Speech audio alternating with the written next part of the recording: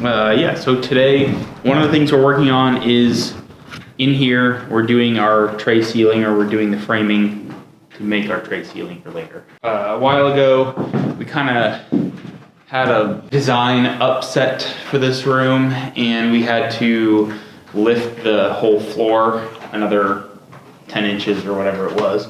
Today, we're actually putting in the framing for the tray ceiling.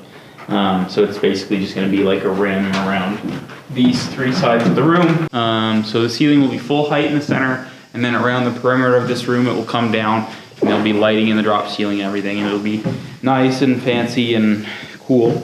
What we're doing now is we're building out basically like really short little walls with another bit like coming off of them. And we're going to take and lift that whole thing up, nail it in place, and do that 3 times to cover the perimeter of the room, and then we can move on from this and start putting lighting up there. And yeah, we just need to get it done so that we can actually do the rest of the electrical, because there's electrical things up in this stuff.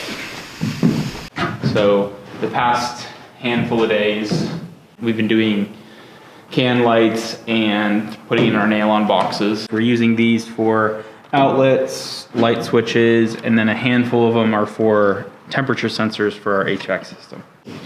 I learned yesterday that these 6-inch can lights are half the price of the smaller 4-inch can lights. I was kind of surprised by that, but I went to buy some smaller ones because I figured I'd have better places for littler ones, but then they were like more than twice the price, and I was like, what is going on here? I'll just use the bigger ones, it's fine. So I'm using more 6 inches than I thought I would be, but you know, it's fine.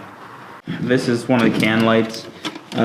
So they're pretty easy to install. They're just nail on, so you stick them up against the joists or rafters or whatever you have going on up above, and then nail them in. Then once you're ready to do the electrical, they have this little junction box in here. They've already wired them up with connectors. You know, I'm a proponent of doing stuff yourself, but electrical is one of the things that if you're not comfortable with electrical, if you're not familiar with the codes, if you don't know what you're doing, you can kill yourself, burn your house down, kill your family, pets, whatever. It's one of the things that you shouldn't mess around with if you don't know what you're doing. I've done high voltage electrical, controls electrical, and electrical for houses in a few different occasions, and I'm pretty comfortable with it. And then on top of that, it's getting inspected fully, so I'm pretty confident, but if you're not, you shouldn't do it, because it can be pretty dangerous. Just be really careful with it. I even gotten thrown across a room by a circuit once. It was kind of interesting, but would not recommend.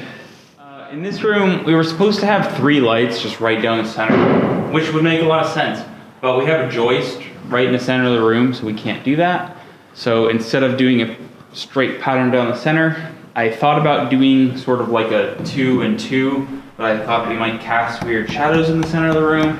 So what I'm going to do instead is sort of like a zigzag thing, starting here, over, with 4 lights, so that we get even lighting in here, and hopefully it doesn't look too silly when it's finished.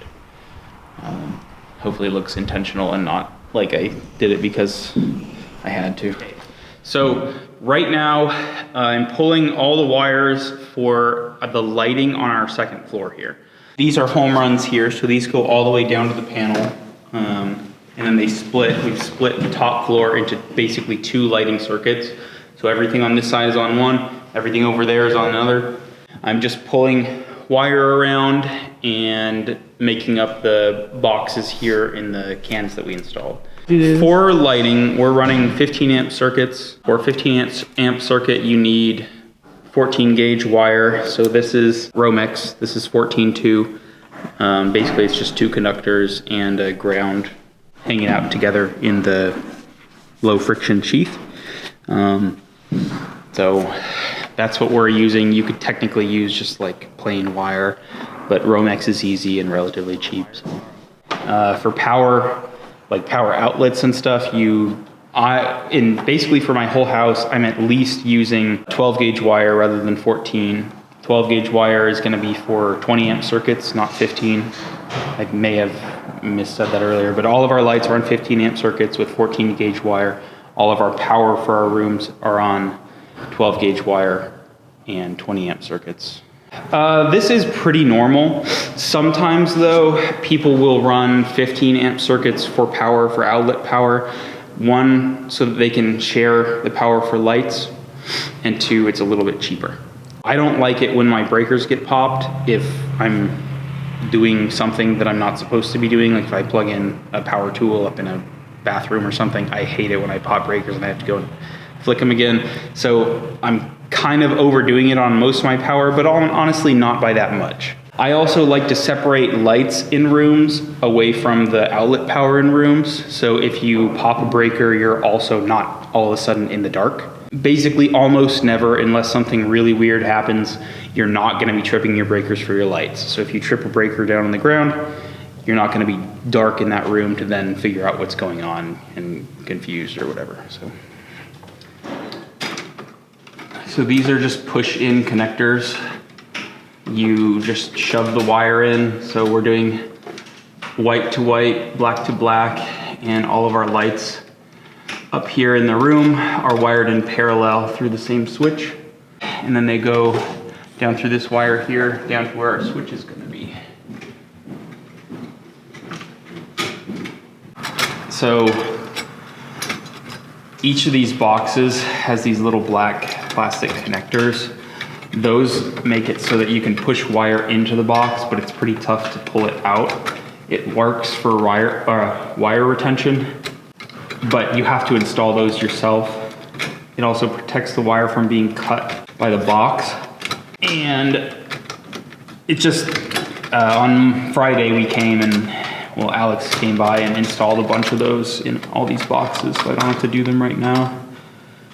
Do you cut exact lengths, or is it just kind of like an eyeball? It's eyeball, and the wire, so that wire's like,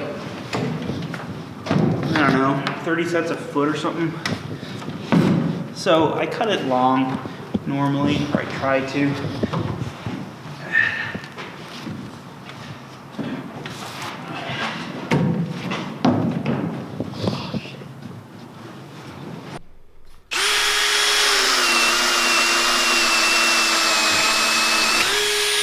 So in here we have just like a handful of lights and other things, but lights in particular right now. I mean the ceiling is just gonna get drywall. Oh, okay. Just like any regular house on the inside. Mm-hmm. So up here, it's just gonna be drywall. The drywall will have cutouts for the lights, and these are gasketed. They'll get a cover on top, so they'll look nice and flush and everything. But all the wiring up in the ceiling, up in the trusses, is just gonna be loose, hanging out, but it will just be hidden away behind drywall. Just like, this is pretty normal for any house. The banana flavored cord is 12 gauge and is good for 20 amps. The vanilla flavored cord is 14 gauge and is good for 15 amps.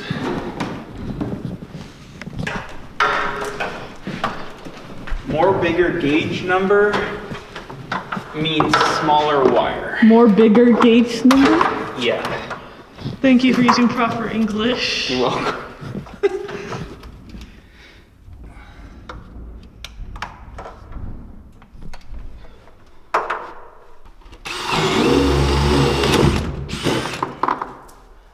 So this is a fish tape, or basically you put it down through conduit and then you hook up your wire to it on the other side, and you can pull the conduit or the wire back up through the conduit easily.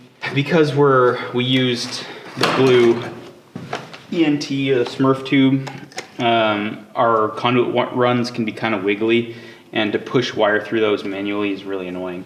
So using a fish tape like this, we also have a little fiberglass one that glows for the particularly turny conduit that we have.